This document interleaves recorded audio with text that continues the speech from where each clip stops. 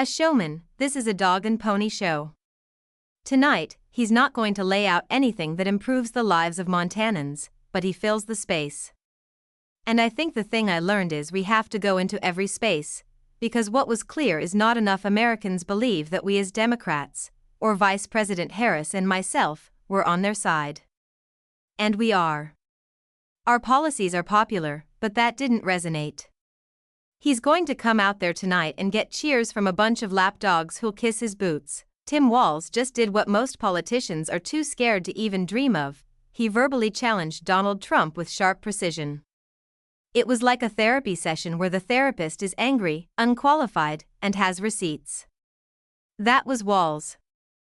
Trump walked in expecting business as usual and left with his ego barely held together. This wasn't just a political critique, it was blunt and direct. In true Minnesota fashion, he negotiated the trade deal with them. If trade is so bad with Canada, he was the one who signed the deal. It defies logic. But this is how he ran business. He didn't pay contractors, didn't pay workers, didn't pay bills, and declared bankruptcy. His claim that he's a business president? He's the worst business executive I've ever seen. It started simply enough. Tim Walz standing at a podium, likely ready to talk about infrastructure or something like the Minnesota State Fair butter sculpture. But then, a Trump rally appeared just outside state lines, complete with merchandise tents, red hats, and exaggerated claims. Trump rolled into town like a rerun no one asked for, repeating the same claims, how he created jobs, cured COVID, and controlled inflation. Let's be honest, the president has no idea how education works. He doesn't understand how these systems work. I guarantee not many parents went into the voting booth wanting their schools undermined. The changes being made will harm children and reduce opportunities for innovation and economic growth in this country. He wants tampons in boys' bathrooms? I don't think so. They've never had a private sector job in their lives. It's not surprising, they're both beyond socialists. Now, Walz isn't known for theatrics. He's not the type to throw punches, verbally or otherwise. But something that day shifted. Maybe it was how Trump misrepresented Midwest struggles, or the frustration of misinformation spreading through his state. Whatever it was, Walz didn't just respond, he erupted. Not with yelling, but in a calm, sharp tone. These guys are just weird. That's all there is to it. Don't give them power. Don't lift them up as heroes, Walz said. Everyone in this room knows, I know it as a teacher, a bully has no confidence, no strength. They have nothing. This guy called us weird. Said JD and I are weird? I think we're just normal people, like all of you. He's the one who's weird. Did you ever see him on stage acting erratically? Between his movement and her laugh, there's a lot going on. Weird is a nice word for it. This wasn't for attention. It was a reality check, delivered with precision and the calm authority of someone who's done being polite. Tim Walz, the straight-shooting Midwestern governor who looks like a civics teacher and a little league coach, launched a direct response that landed hard. Donald Trump's actions cut off funding to law enforcement, farmers, schools, childcare, veterans, and healthcare, while he was out golfing. He created a crisis.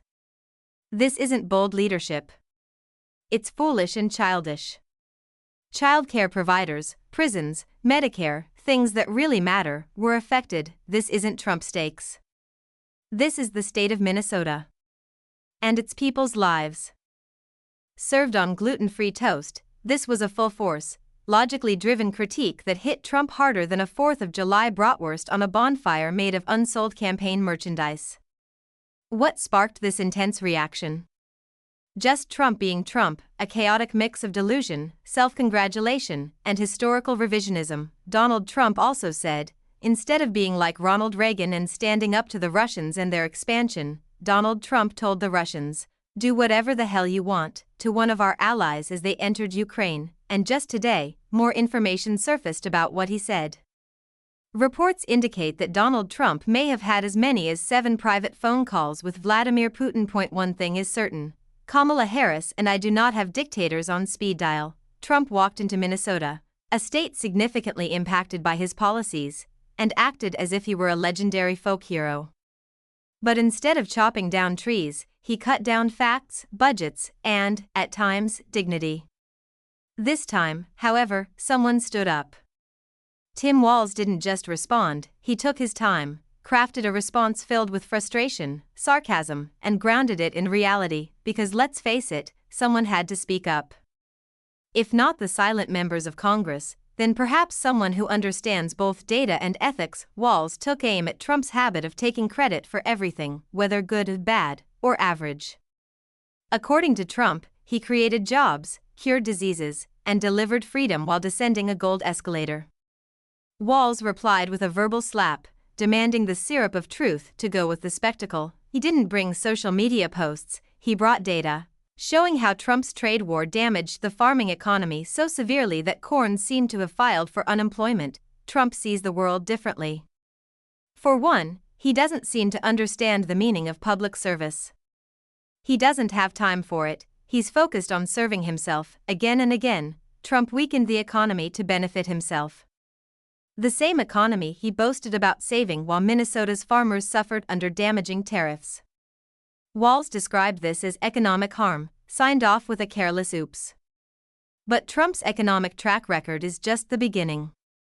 Walz remembered how federal leadership failed the states when they were most in need. And during the George Floyd protests in Minneapolis, Trump didn't offer unity, he sent tweets, using the crisis as a stage for attention.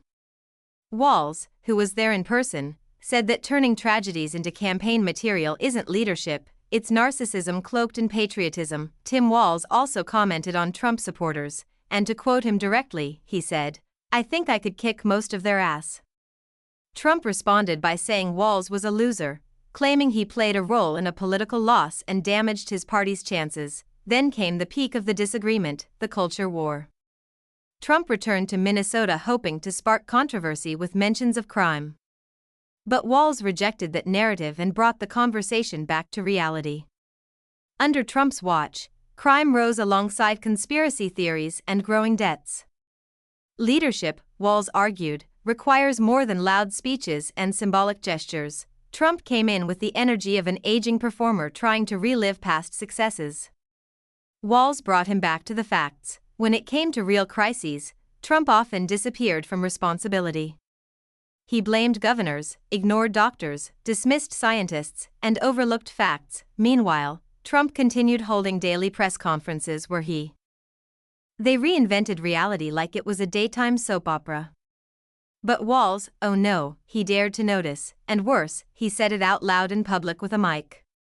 His views that these tariffs are needed to bring American manufacturing back and to help American workers left behind in places like Minnesota earned him support from the UAW. The UAW called his auto tariffs a long overdue shift away from a harmful economic framework that has devastated the working class. It signals a return to policies that prioritize the workers who build this country rather than the greed of ruthless corporations. That sounds a lot like language you would use. What do you say to the UAW? Yes, it is the kind of language I would use. And here's the thing Democrats have to figure out. Donald Trump's language around this isn't wrong in pointing out that manufacturing has been gutted. He's not wrong that there was offshoring. People of my generation were told there wouldn't be manufacturing jobs, so we had to go to college and take on student loan debt. The problem is, Trump's solution isn't really a solution. The UAW is right, certain tariffs, like those on steel or if they're well targeted, can make a difference. But that's not what we're dealing with here, and maybe a vengeance playlist was playing in the background. But what really set Trump off was that Walz did the unthinkable, he used reason. And reason is Trump's kryptonite. Walz calmly explained how the former president's time in office wasn't just chaotic, it was damaging. He broke institutions, trust, and even the ability to speak in full sentences.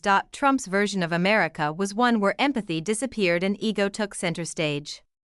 His supporters rushed to the media, complaining that poor Donald was being disrespected again, because in Trump's world, being held accountable is the same as being attacked. And Walz?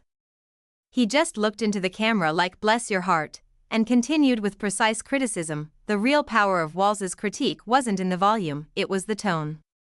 He didn't go in with anger, he used sharp facts. He pointed out the hypocrisy of a man who pretends to be working class while living in a gold tower. He called out the performative patriotism of someone who avoided military service. And he laughed, yes, laughed, at the idea that Trump has any plan beyond boosting his own image. Make no mistake, violent crime went up under Donald Trump. And that's not even counting his own legal issues. This wasn't just political theater. It was one of those rare, satisfying moments when someone finally says what many are thinking but haven't had the platform to say. Tim Walz reminded America that shouting something in a red hat doesn't make it true, and claiming victory doesn't mean you didn't lose in court, multiple times. Each time Walz shared a fact, Trump's narrative cracked more, was exposed in front of an audience that included teachers, farmers, and people ready to challenge egos. Walz let Trump show up in his usual fake bravado, and then calmly tore it down with facts and accountability. Let's be honest, Trump's greatest hits are just recycled slogans. Build the wall, drain the swamp, lock her up. It's like political fill-in-the-blank written by a faulty algorithm.